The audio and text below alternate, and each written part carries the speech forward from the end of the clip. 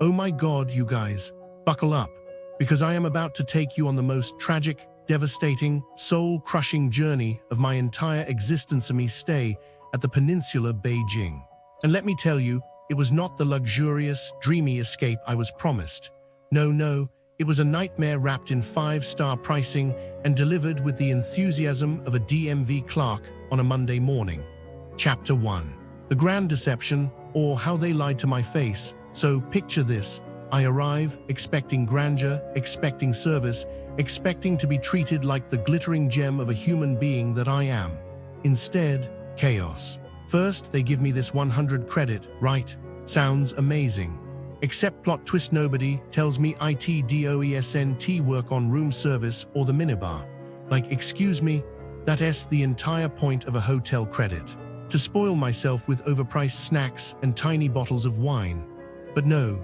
Instead, I find out at checkout, when I am already packed, my kids are waiting for the taxi, and suddenly 3 staff members descend upon me like vultures, demanding I either return the items or pay up. And here's the real kicker. I had to unpack my suitcase in front of everyone like some kind of airport security suspect, digging through my private belongings while they watched. No private room, no basic human decency. Just me kneeling on the floor like a peasant while the staff stared blankly. Then Joanna Sue, the supposed duty manager, swoops in like, oh, I can move the funds around now. After I've already humiliated myself, and she offers me a complimentary wine as if that erases the trauma. Babe, no. Chapter 2, the smoke-filled horror show. Okay, but wait, it gets worse. There's a bathroom by the lobby that smelled like a back alley casino. Cigarette stench, ash in the sink, and guess what? I see a hotel staff member in there with his little name badge looking mighty suspicious. I report it because, hello, I have a 4-year-old who shouldn't be inhaling secondhand smoke, and what do? Nothing. Not even a cursory glance toward the bathroom. Just a half-hearted sorry and zero action. Like, are we serious right now? This is a luxury hotel, not a bus station. Chapter 3, The Breakfast from Hell, aka We Hate Children. The breakfast experience was next level awful. High chair request, 3 times. 20 minutes later, they bring it to the wrong table. High chair condition, oh, just falling apart mid-use, nearly dropping my baby like a failed magic trick. Nobody HELPD, peanut allergy, blank stares, blank, STAIS. Like you don't understand food allergies in a 5-star hotel.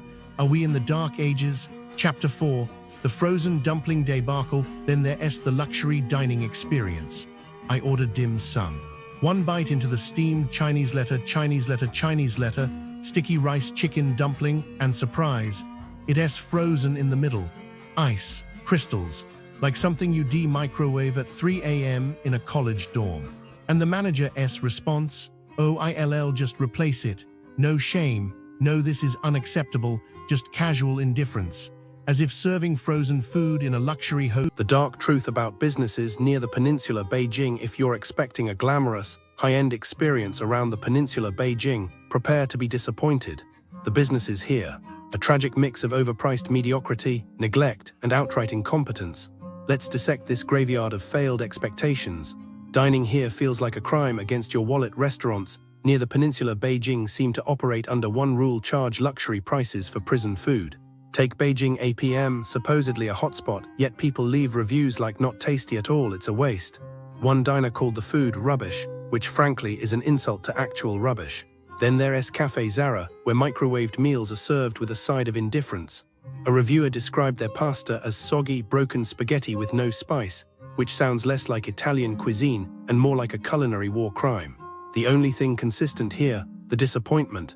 Hotels that forget they're supposed to be hotels. The Ritz-Carlton Beijing should be a sanctuary. Instead, it's a masterclass in how to ruin a brand. Guests report rooms smelling like cigarette smoke, staff who don't speak English or pretend not to, and a pool area that's literally falling apart. One family was woken at 3 a.m. by construction noise, because nothing says luxury like jackhounds at dawn. And the concierge, they'll happily misdirect you to a fully booked duck restaurant, ensuring you starve. The only thing 5-star here is the audacity. Even the Peninsula Beijing itself isn't safe. Guests complain of midnight harassment calls from the front desk, rooms with unpleasant odors, and breakfast service so hostile, it's like they're punishing you for being hungry. One parent described a high chair that disintegrated mid-meal, because nothing says family-friendly like a safety hazard for toddlers. Bars and cafes, more like tourist traps. Cafe Zara doubles as an expat therapy group. People go not for the food, but to cry into their overpriced coffee about how much they miss home. The brunch is a total joke, according to one victim and the staff. They vanish faster than your will to live. GT Banana gets points for honesty. It's been closed since 2015, yet somehow still haunts review pages like a ghost of bad decisions past. The verdict: a symphony of disappointment. If you stay near the Peninsula Beijing, brace yourself. The hotels forget their hotels, the restaurants forget their restaurants, and the service, a myth. The only thing you'll take home is regret. So what's the solution? Simple: walk farther, or better yet, run. Okay, so I was looking into, well, everything that happens around the Peninsula Beijing, you know. It's supposed to be fancy, but honestly, it's kinda depressing how many scams target tourists there. Like, people save up for ages to stay at a place like that and then get ripped off right outside the door. It's just sad. Businesses around there, a lot of them, they just disappear. Seriously. You pay for a gym membership or like a language class, thinking you'll get a good deal near the Peninsula Beijing, and then poof. Gone. The RYB education kindergarten thing was awful. Parents paid tons of money and the school just closed. I bet those parents were furious. They probably tried to get the police involved, but honestly, in cases like that, it's so hard to get your money back. The owner probably just skipped town with the cash and started another scam somewhere else. It's just, how could anyone do that? Then there's all the stuff with the souvenirs. During the Olympics, everyone wanted a Bing Duen Duen, right? Well, around Wangfujing near the Peninsula Beijing, people were selling them for like 10 times the price. Or worse, they were fake. Can you imagine? You think you're getting a memory of Beijing and it's just plastic junk. Poor tourists, they probably felt so stupid. The police probably caught some of those sellers, fined them a little, but honestly, they probably just started again a week later. It's all so frustrating. And the jewelry near Wangfujing Gongmei Mansion, it's awful. They push this Leopu gold on you, saying it's super high quality. But a lot of times it's overpriced or not even real gold. I bet so many people bought it, thinking they got a good deal and then found out it was worthless.